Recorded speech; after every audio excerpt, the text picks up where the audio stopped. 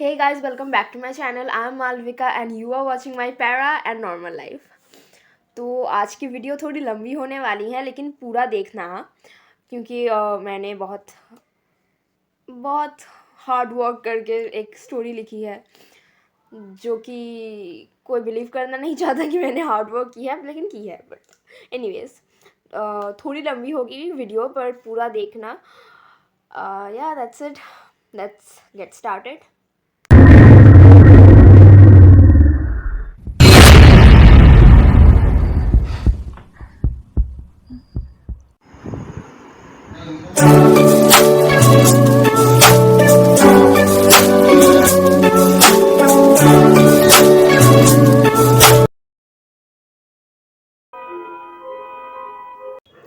ये कहानी है 3 दोस्तों की, रीमा, पायल और शिखा।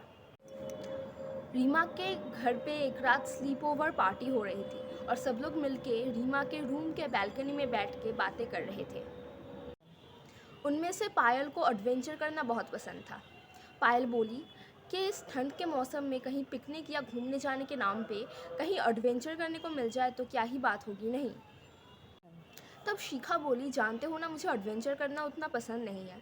अगर कहीं घूमने जाने की बात हो ही रही हो तो मुझे कहीं शांत सी जगह पे जाना है, एक जगह जो शहर की शोर शराबे से बहुत दूर हो। मुझे ऐसी ही जगह पसंद है। तब रीमा ने कहा कि तो क्यों ना हम सब मिलके कुछ दिनों के लिए मेरे छोटी नानी के गांव घूमने चले। तब पायल ने कहा कि हाँ, तुमने सही कहा।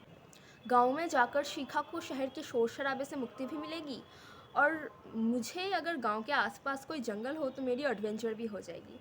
इस बात पे सब लोग राज़ी हुए और कुछ दिनों में निकलने का दिन आ गया। रविवार का दिन था। वो सब शहर के बड़े बड़े बिल्डिंग्स को पार करके जंगल के रास्ते से रीमा की छोटी नानी के घर जा रहे थे। कुछ देर बाद शाम हो आई। तब जाते जाते उन्हें एक महल दिखा। शिखा बोली, यार रीमा, तुमने कभी बताया नहीं कि तुम्हारे छोटी नानी के गांव के बाहर कोई राजमहल भी है। पायल भी बोली, हाँ यार, कितना सुंदर महल है। रीमा बोली, सच में मुझे भी पता नहीं था कि यहाँ पे एक महल भी है। काश हम इस महल के अंदर जा पाते। ये बोलकर रीमा ने गाड़ी रोकी। उसने कहा कि चलो इस महल को पास से देख के आते हैं। पायल को वैसे भी एडवेंचर पसंद था, इसलिए वो एक्साइटेड हो गई और उस महल को पास से देखने के लिए उतर गई। उतर के पायल बोली कि यार देखो, उस महल के सामने एक औरत खड़ी है। हो सकता है उन्हें कोई मदद चाहिए। क्या मैं उनसे जाके पूछूं एक बार? तब रीमा ने कहा कि हाँ, जाके एक बार पूछ लो, शायद उन्हें सच में कोई मदद चाहिए। पायल ने जब जाके उस औरत से पूछा कि क्या उन्हें कोई मदद चाहिए, तब उस औरत ने कहा कि मैं बहुत दिनों बाद घर लौटी हूँ, पर मेरे लगेजेस कुछ ज्यादा ही भारी है। क्या तुम सिर्फ मेरे इस ट्रॉली को गेट के उस पार ले आओगे? यह सुनते ही पायल उस औरत की मदद करने लगी, पर वो बैग जो पायल गेट के उस पार ले जा रही थी वो कुछ ज्यादा ही भारी था। ऐसा लग रहा था जैसे उसमें किसी की डेड बॉडी हो। पायल उस औरत की मदद करके वापस गाड़ी में आके बैठ गई और वो लोग जाने लगे।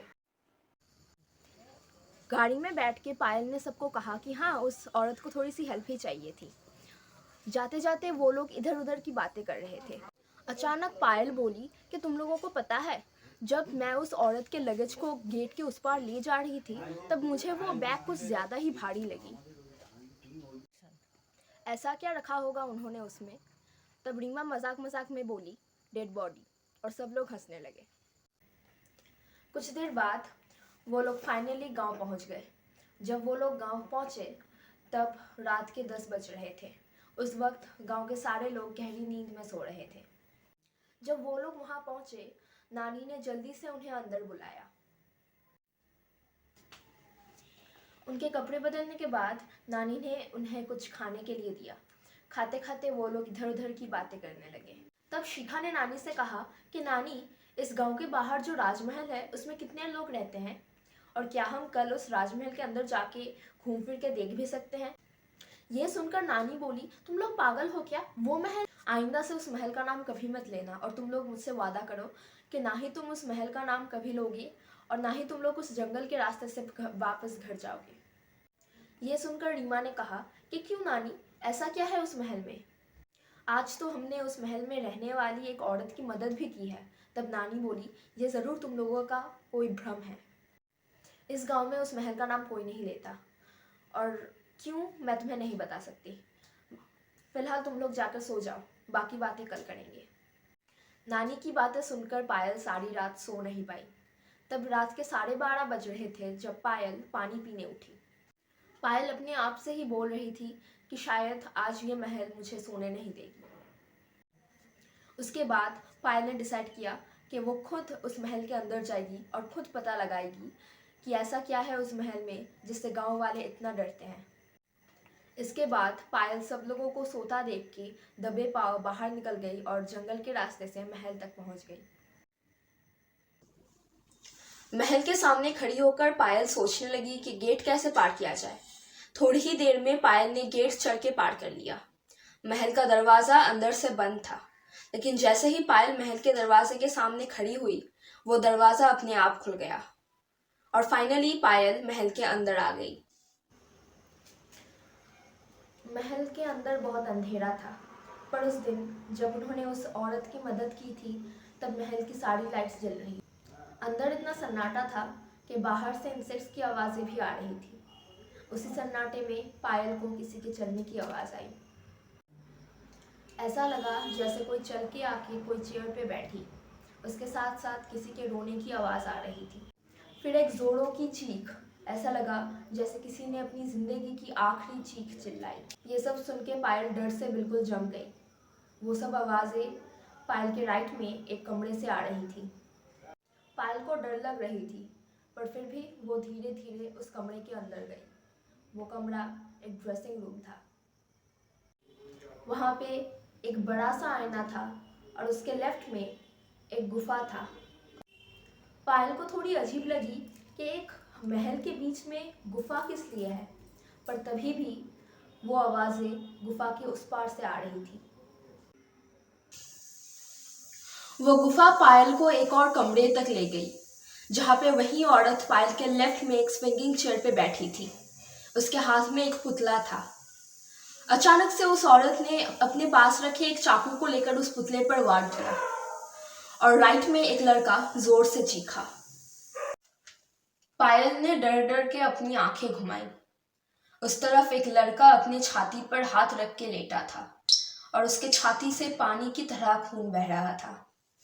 उसके बाद वो लड़का वहीं मर गया। फिर जब पायल ने अपनी आंखें घुमाई तो वो औरत अपने हाथ में एक पुतली लेके पायल की तरफ उंगली दिखा के कह रही थी, अब तुम्हारी बारी। So thank you for watching guys. पर मुझे पता है कि ये वीडियो उतनी अच्छी नहीं हुई है।